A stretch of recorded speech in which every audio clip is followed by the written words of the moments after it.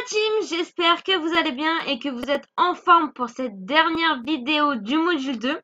Et dans cette vidéo, on va parler du past continuous. Donc, vous vous rappelez bien, dans le premier module, nous avons parlé du past simple. Et maintenant, on va parler du past continuous. Donc, premièrement, on va voir la formation. Donc, comment on forme une phrase correcte avec le past continuous. Et ensuite, on va voir quand est-ce qu'on l'utilise.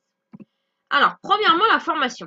Pour créer une phrase correcte avec le past continuous, on va utiliser exactement la même formation qu'avec le present continuous. Il y aura juste une petite chose qui va changer.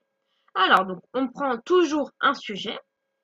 Là, en l'occurrence, j'ai pris le sujet they. Ensuite, on prend le verbe to be qu'on va conjuguer au passé.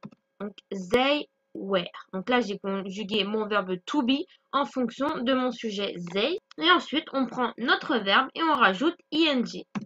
Fighting. Donc là, j'ai pris le verbe fight, qui veut dire se battre, et j'ai rajouté ing, ce qui nous donne they were fighting. Ils se battaient.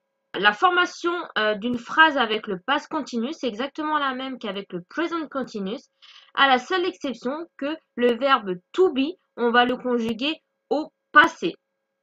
Maintenant, on va voir quand est-ce qu'on l'utilise. Premièrement, on utilise le past continuous quand on décrit une action du passé. Premier exemple, I was eating chocolate with chips. J'étais en train de manger du chocolat avec des chips. Donc là, je suis en train de décrire ce que je mangeais. J'utilise le past continuous. Deuxième exemple, we were running in the park. Nous courions dans le parc. Là, c'est la même chose. Je décris ce que nous faisions hier dans le parc, donc nous courions. We were running. Et pour finir, in the plane, Veronica was reading. Dans l'avion, Veronica lisait. Et donc là, c'est toujours la même chose. Je décris ce que Veronica faisait dans l'avion. Donc, Veronica was reading. Ensuite, on utilise le past continuous quand on parle d'une action qui progresse dans le temps. Premier exemple, she was running all morning. Elle courait toute la matinée. Donc là, mon action de courir a duré toute la matinée. Du coup, j'utilise le past continuous. Deuxième exemple, you were studying during all the movie. Tu étudiais pendant tout le film. Donc là, c'est pareil. Mon action d'étudier a duré pendant tout le film. Du coup, c'est une action qui progresse. Donc, j'utilise le past continuous. Maintenant, on va faire un petit rappel du past simple et du past continuous pour bien déterminer quelle est la différence entre les deux. On utilise le past simple quand on parle d'une action qui se termine dans le passé et on sait exactement quand est-ce qu'elle s'est passée. Au contraire, on va parler au past continuous quand on décrit une action dans le passé ou quand on parle d'une action qui progresse dans le temps. Voilà les deux façons d'utiliser le past simple et le past continuous. Mais il y a une autre façon de parler avec le past simple que je ne vous ai pas expliqué dans la vidéo du module 1 et que je vais vous expliquer tout de suite. On utilise le past simple également quand il y a une action qui interrompt une autre action. Je vais vous montrer un exemple pour que ce soit plus clair. Alors, premier exemple, they were driving home when suddenly a tree fell down in the road. Ce qui veut dire, ils rentraient chez eux quand tout à coup un arbre est tombé sur la route.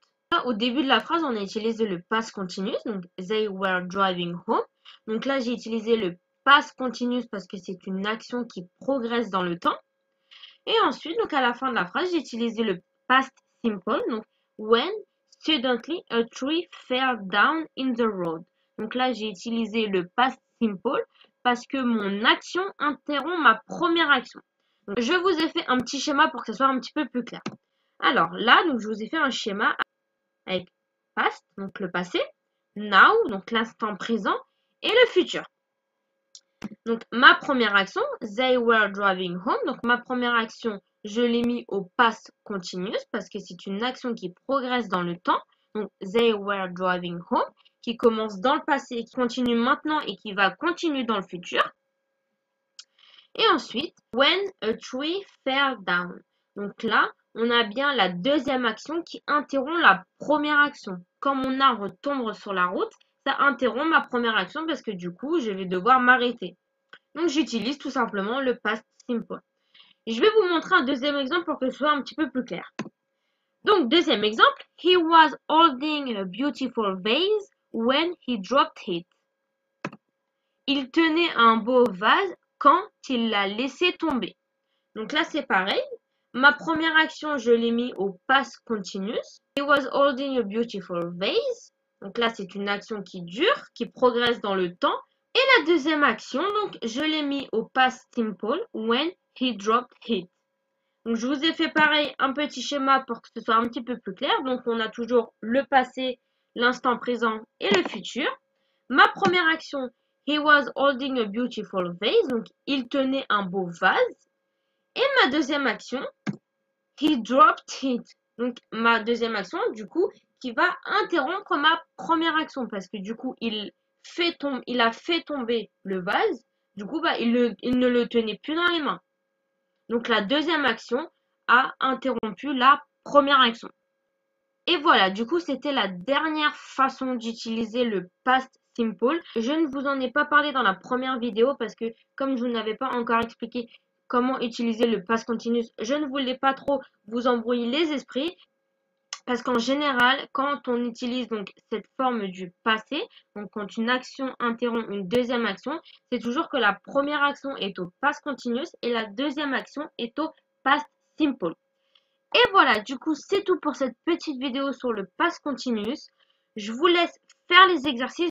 Dans les exercices, du coup, vous aurez des questions sur le past continuous et sur le past simple. Comme ça vous permettra aussi de réviser un petit peu le past simple. Et on se dit à demain pour la prochaine vidéo. Bisous, bisous!